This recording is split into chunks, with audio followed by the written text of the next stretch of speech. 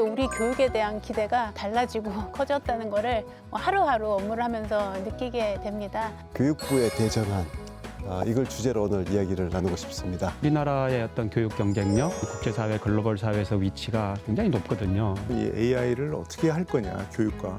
이 고민들은 지금 전 세계인이 다 하고 있고요.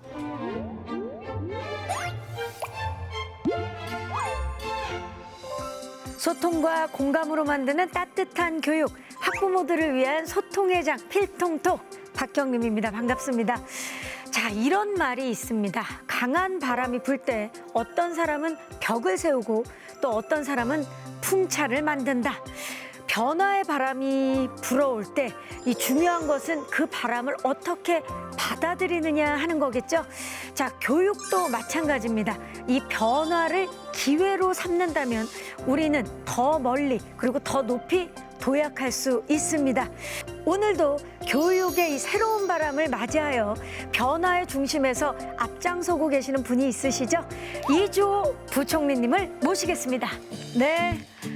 부총리님 안녕하세요. 네, 반갑습니다. 네, 반갑습니다. 반갑습니다. 네. 네. 자리하시죠. 사회 전반은 물론이고요. 지금 교육에도 변화의 바람이 불고 있는데 이 바람을 맞아서 어떤 풍차를 만들어가고 계시는지 네. 저도 그렇고 많은 분들이 좀 궁금하실 텐데 오늘 어떤 비전을 좀 들려주실 예, 계획입니까? 교육이야말로 정말 대격변기고요, 대전환기인데 사실 교육을 이제 바꾸려면 교육부부터 좀 먼저 바뀌어야 된다 하는 그런 지적이 많았던 것 같습니다. 그래서 이제 제가 이제 교육부에서 일하고 있는 만큼 네.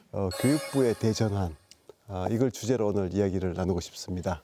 교육부의 대전환. 네네네. 교육부 대전환이라 이거는 잠깐만요. 대전환이라는 단어를 말씀하시니까 풍차가 아니라 풍력 발전소를 자 어떤 이야기일지 많은 분들 궁금하시죠. 자 그러면 함께 해주실 분들 오늘도 모셨죠? 네네네. 네. 오늘 뭐 정말 전문가분들 또 교육부에 그 실무를 담당하고 계시는 국장분들까지 모셨습니다. 전문가분들을 모시겠습니다. 네.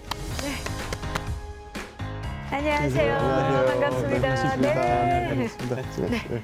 네, 안녕하세요. 서울대학교 행정대학원의 최창녕 교수입니다. 반갑습니다. 반갑습니다. 네. 안녕하세요. 저는 서울대학교 산업공학과에 있는 조성준입니다. 인공지능, 머신러닝, 빅데이터를 가르치고 있습니다. 안녕하세요. 교육부 글로벌 교육기획관 하유경 국장입니다. 교육부에서 국제교육 협력 그리고 재교육 지원 업무 등을 담당하고 있습니다. 자 그러면 이제 본격적으로 전문가분들을 모셨으니까 네, 네, 네. 이야기를 한번 나눠볼까요?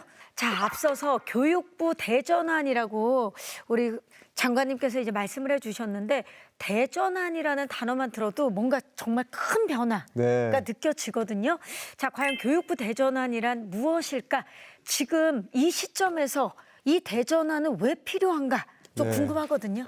교육이라는 게 이제 가장 이제 뭐 머릿속에서 이렇게 생각을 해보면 이제 떠오르는 게 교실이잖아요. 그쵸, 예, 교실. 교실인데 그 교실의 모습이 한 200~300년 전에 뭐 영국이나 뭐 유럽에서 그 이제 아이들이 공부할 때 교실이랑 지금 사실 교실이랑 큰 차이가 없다는 이제 비판이 많았잖아요. 그렇죠. 그런데 최근 들어와서 그 교실이 이제 확 바뀌고 있거든요. 그래서 이제는 AI가 그 AI 튜터라고 해서 그게 뭐 AI 교과서 형태로도 들어올 수도 있고 코스웨어라고 해서 아이들이 이제 패드에서 활용도 할 수 있고 하니까 또 한 명 한 명에게 맞춰서 이렇게 하는 거니까 과거 200~300년 전부터 쭉 이어져 왔던 네. 교실 모습이 지금 이제 바뀌기 시작하는 건데 그 변화의 속도가 과거에 뭐 이렇게 안 바뀌던 그 속도가 지금은 뭐 그냥 1년 만에 확 바뀌거든요. 최근 1~2년 네, 사이에. 네, 네. 그래서 엄청나게 이제 빠른 이제 변화니까 이걸 이제 대전환이라고 하는 거고요. 그 대전환의 이제 핵심은 교실이지만 그걸 지원하는 주체는 어딜까 생각해 보면 교육부가 역시 지원을 해드려야 되는 거니까 그럼 교육부가 과거처럼 막 이제 지시하고 통제하는 식으로 해서 변화가 일어나는 게 아니고 이런 전체 변화의 생태계를 조성하고 지원하는 역할을 해야 되는 거니까 교육부 역할도 지원하고 생태계를 조성해주는 그런 부서로 이제 완전히 거듭나야 되는 거죠. 그래서 이제 그 큰 이제 대전환이 이제 시작됐다 이렇게 보시면 될 것 같습니다. 네. 자, 어찌 보면은 그런 교육 과제들을 이 성공적으로 이끌기 위한 핵심 동력이 바로 교육부 대전환이 아닐까라는 라는 생각이 드는데 자 교수님들은 어떻게 평가하시는지 궁금합니다. 어떤 점에서 이 교육부 대전환이라는 게 의미 있는 변화인지. 이제 교육의 대전환을 네. 얘기하기 전에 도대체 우리는 교육이 무엇인가라는 어떤 근본적인 질문인지 한번 생각해 보는데 제가 생각하는 교육은 가장 먼저 아이가 태어나고 자라면서 어떤 사회적 인간으로 성장하는데 기여한다는 것. 두 번째는 이제 뭐 사회 발전이나 또 개인 행복을 네. 위해서 살려면 재능이라든가 역량이 이제 필요한 거고 세 번째는 자기만의 어떤 세대가 아닌 후속 세대에 또 지속 가능해야 되기 때문에 그런 측면에서 이제 교육이 매우 중요한 역할인데 그동안에 정관님 말씀처럼 21세기에 맞는 그 인재들 어떻게 교육할 거냐 했을 때 전환이라든가 뭐 혁신은 반드시 필요하다 그렇게 생각하고 있습니다. 그렇죠. 네, 제가 초중고 다닐 때하고 지금 초중고하고 달라진 건 없어요. 그래서 놀라죠. 되려. 세상은 이렇게 바뀌었는데 어떻게 교육은 똑같나. 사실 교과서조차 거의 똑같습니다. 그리고 평가 방식도 똑같고요. 정답이 있는 문제를 얼마나 빨리 잘 푸느냐를 가지고 학생들을 평가하기 때문에 교육이 그쪽으로 가지 않나 이런 생각이 드는데요.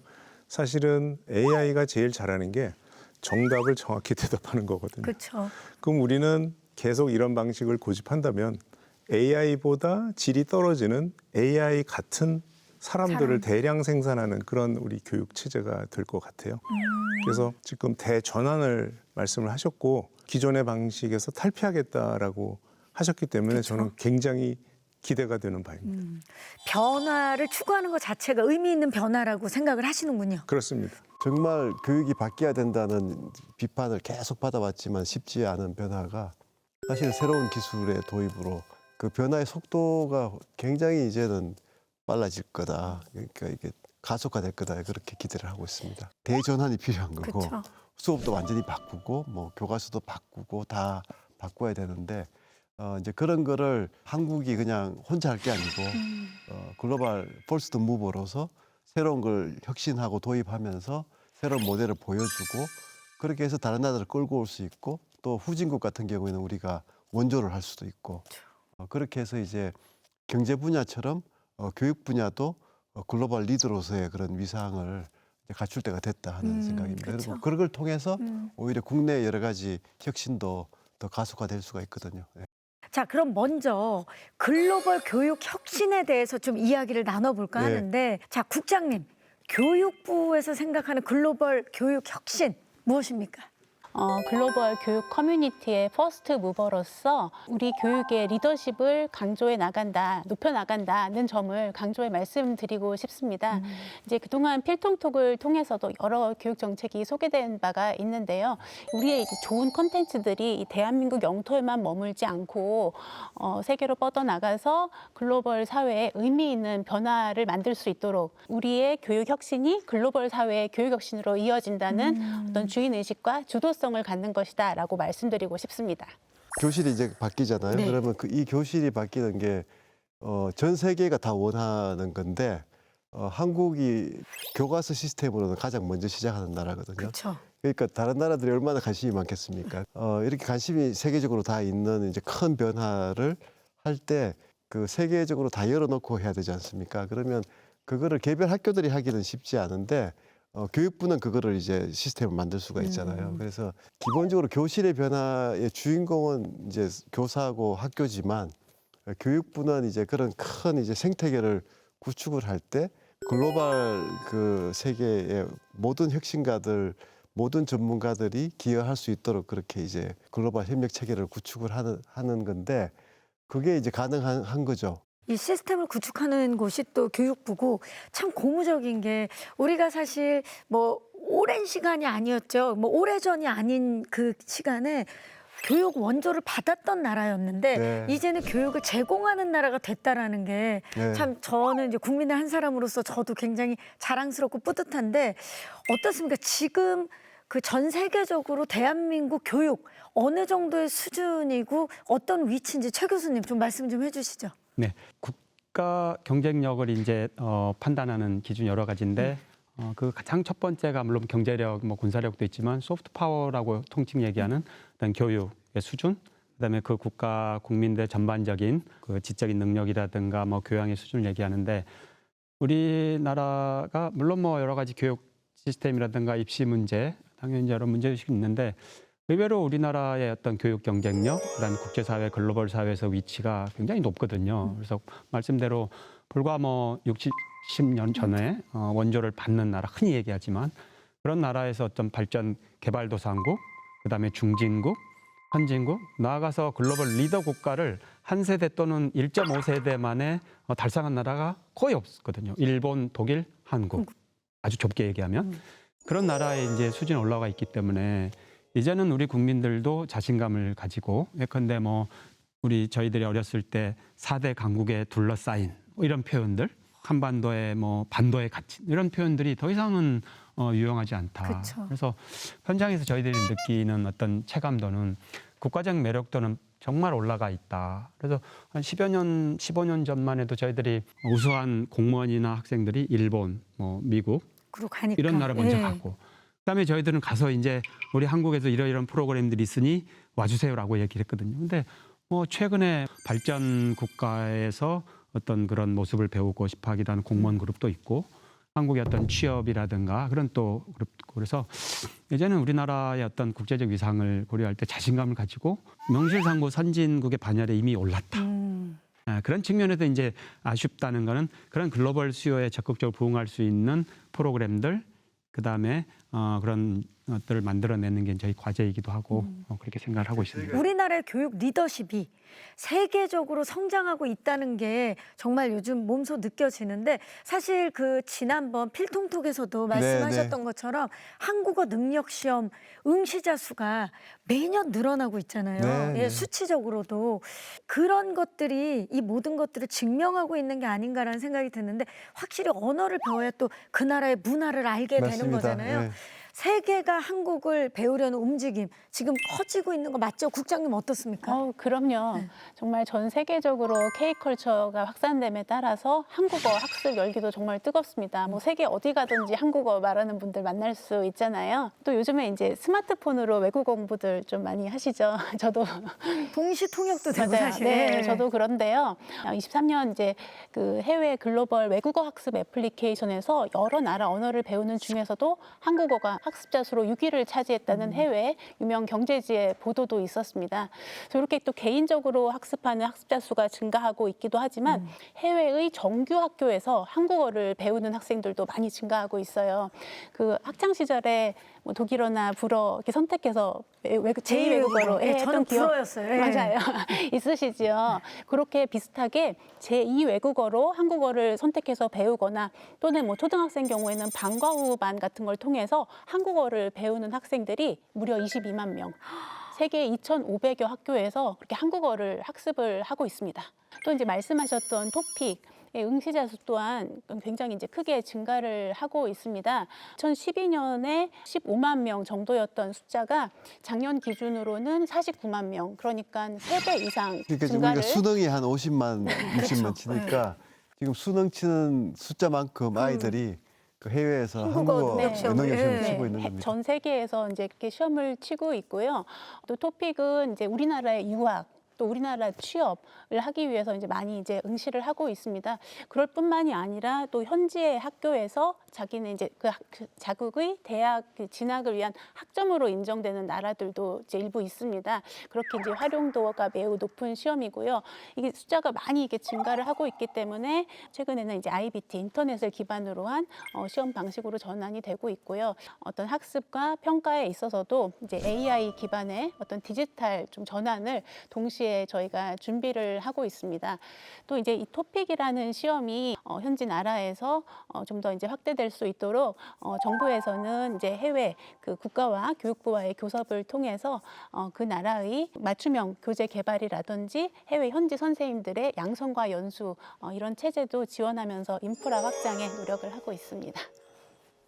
사실 언어를 배우다 보면 그 나라에 가고 싶고 네네. 더 알고 싶고 또 실제로 와서 어학당에서 공부하는 경우들도 굉장히 많아지 이게 자연스럽게 연결되는 부분인데 그러고 보니까 지난번에 또 저희가 얘기했던 정부 초청 외국인 유학생 장학 사업 있었잖아요. GKS. 그렇죠. 글로벌 코리아 스콜러십이었죠. 네네. 그런 GKS 역시 현재 우리나라 교육의 이 글로벌 위상을 좀 확인할 수 있는 좋은 정책인 것 같아요. 네, 예. 그렇습니다. 그 GKS에 대해서는 최창용 교수님께서 또 연구도 하실 거 하니까 좀 말씀 부탁드리겠습니다. 할까요? 네. 마침 이제 GKS가 글로벌 코리아 스칼러십 준말로 GKS 그러는데요. 1967년에 놀라실 수 있는데 그때 소수의 분들을 한국에 초청을 한 적이 있었어요.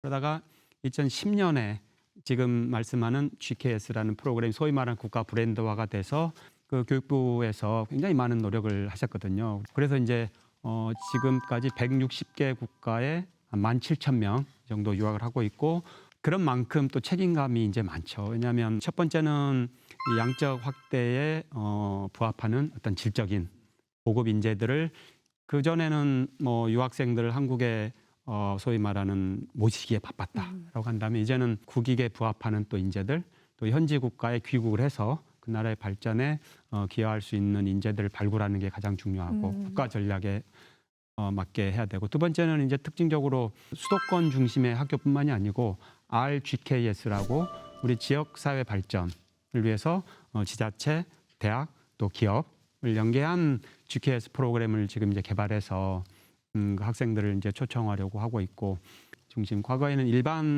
모든 분야에 이렇게 이제 산재돼 있었는데 이제는 전략적으로 고급 인재들 육성하려면 그 자국에 도움이 될 수 있는 고급 인재들 중에 이공계 특화된 개발을 하셨습니다. 그래서 GKS 프로그램이야말로 대한민국 대표 교육의 상품이 될 것이고 글로벌 교육의 혁신, 퍼스트 무버로 되는 플랫폼이 될 것이다. 자, 그렇다면 장관님, 네. 이 그 터픽이나 GKS 같은 사업들이 우리나라의 이 글로벌 교육 리더십을 키우는데 어떻게 좀 기여하게 될지 말씀 좀 부탁드릴게요. 우리가 이제 교육 혁신 그러니까 이제 교육하는 방법을 이제 선도하는 나라 네. 이제 그것도 중요하지만 또 교육을 어떻게 하고 어떤 인간을 길러낼지에 대해서도 리더 역할을 할 수가 있거든요. 그럴 때가 됐고 그만큼 이제 한국이 이제 젊은 청년들의 관심이 되는 나라가 됐고 한국에 와서 공부를 하고 싶어 하니까 그래서 단순히 뭐 교육 분야에서 이렇게 교실의 변화 이런 부분도 있지만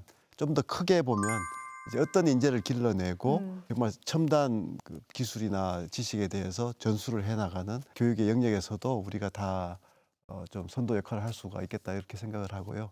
그 GKS나 토픽 이런 것들이 굉장히 좋은 수단이기 때문에 그걸 통해서 이제 한국으로 들어오고 아이들이 또 한국에서 배우고 하게 되는 거거든요. 그래서 그런 지금 GKS나 저 토픽이 계속 인원이 늘어나는 것은 정말 바람직하다고 생각을 하고요.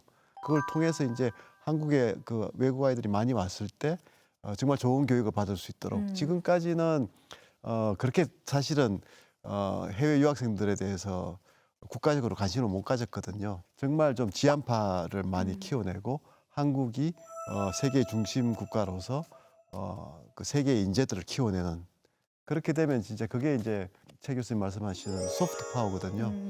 뭐 군사력이나 뭐 이런 하드 파워로 이렇게 강대국으로 하는 것보다는 이런 교육이나 문화의 힘으로 세계의 인재들을 키워내고 하는 그게 진정한 이제 강대국이기 때문에 그렇죠. 그런 면에서 보면 이제 한국이 경제력은 이제 10위 안으로 들어왔으니까 그런 이제 소프트 파워에서 이제 역할을 할 때가 됐고 저는 교육 분야가 이렇게 이제 상을 하게 되면 정말 큰 의미가 있다고 생각합니다. 자, 조성준 교수님은 빅데이터 AI 센터장을 지금 맡고 계시는데 AI 분야처럼 이 첨단 산업 분야에서도 우리나라가 이 글로벌 모델로 이 선도하려는 움직임 분명히 있죠. 어떻습니까? 네, 뭐 AI는 만드는 회사들이 있고요. 그거를 이제 활용하는 측면이 두 가지의 저는 그 레이스가 있다고 생각합니다. 근데 이제 만드는 거는 미국과 중국이 워낙 엄청난 자원을 쏟아부어서 우리의 나라의 크기로 우리 예산으로 우리의 기업의 사이즈로는 그 경쟁은 하기 어렵고요. 대신 AI를 활용하는 쪽의 레이스는 얼마든지 우린 달릴 수가 있습니다. 그중에 특히 이제 교육이 너무 중요한 분야인 거고요. 전 세계적으로 사실은 이 AI를 어떻게 할 거냐, 교육과 이 고민들은 지금 전 세계인이 다 하고 있고요. 근데 이제 AI와 교육을 봤을 때 세 가지 측면이 있습니다. 첫 번째는 AI로 교육하는 게 있고요. AI를 활용해서 교육에 쓴다. 두 번째는 AI 자체를 교육한다가 있고요. 세 번째는 AI 시대에 사람같이 똑똑한 AI가 우리 집에도 5대가 왔다 갔다 할 때 나는 어떤 경쟁력을 갖고 있어야 되는가, 사람으로서. 그렇다면 나는 학교에서 뭘 가르쳐야 되는가, 또는 뭘 배워야 되는가. 이렇게 세 가지 측면이 있는데요. 우리는 지금 어쨌든 이번에 시도하는 거 아닙니까? 그쵸. 그래서 저는 리더십이라는 거는 사실은 리스크 테이킹을 하면서 모험을 하고 도전을 하면서 새로운 걸 하는 게 리더로 가는 길이라고 저는 생각합니다. 노벨상을 그렇게 부러워하지 않습니까? 전 국민이. 근데 노벨상을 연구하는 그 과학자들을 보면 저런 거가 되겠어? 이 말이 안 되는 거 아니야? 당신 사기 아니야? 뭐 이런 거를 붙잡고 10년, 20년을 붙잡고 해서 노벨상을 받거든요.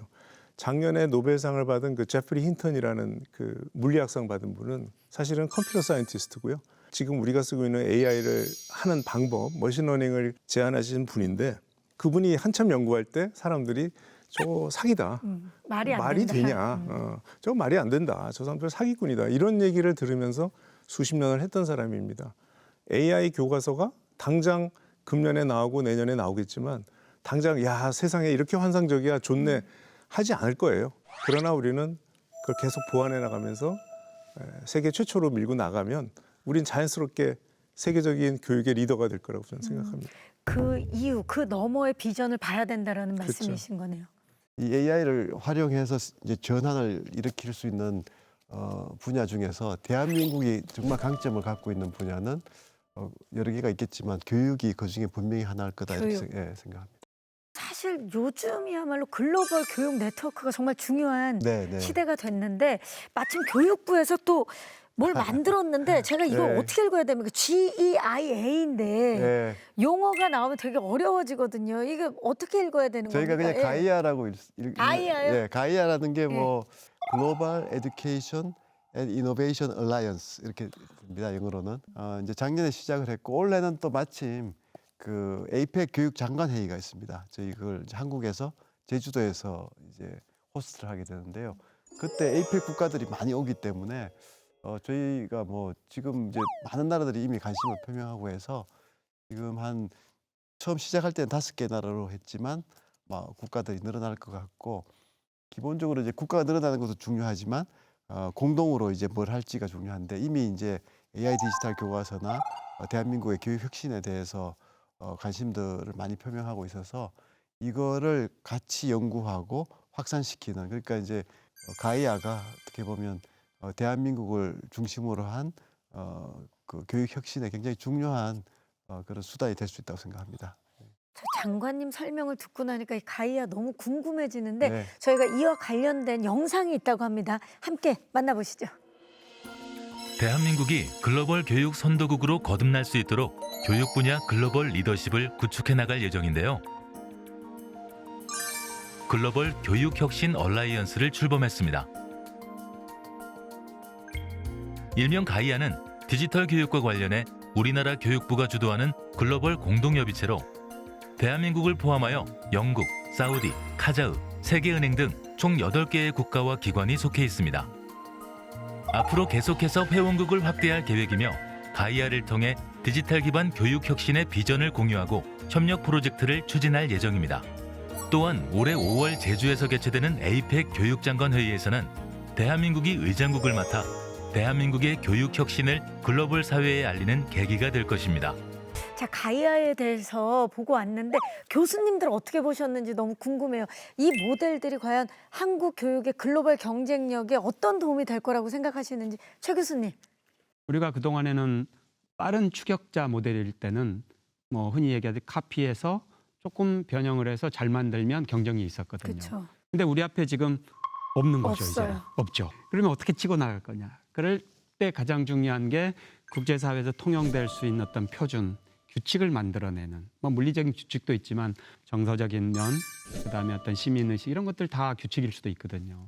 그래서 그런 것들을 이제 배우는 그래서 우리가 생각하는 지금 교육부에서도 정말 혼신의 힘을 다해서 준비를 하고 있는 어떤 글로벌 경쟁력이 있는 교육 협력의 목표 라고 생각을 하고 있고 정말 뭐 불과 한 10여 년 전만 해도 상상이 힘든 그렇죠. 네, 그런 것들이 이제 현장에서는 지금 활발하게 진행되고 있어서 조만간에 매우 가시적인 또 성과도 나올 것 같고 그런 측면에서 2025년 앞으로 26년 요 1, 2년이 매우 중요한 전환점이 될 것이다 이렇게 생각을 하고 있습니다. 네. 네, 그 조성인 교수님 이제 AI 전문가시니까 저희가 사실 그 가이아가 이제 결성이 된 가장 큰 배경이 이제 AI 디지털 교과서에 대한 많은 나라들의 이제 호기심과 한국의 그 리더십에 대한 이제 그런 관심으로 이제 조성이 됐는데 영국이나 사우디나 이제 배우고 싶어 하는 거는 이 AI 디지털 교과서가 결국은 이제 데이터 기반이지 않습니까? 그래서 또 AI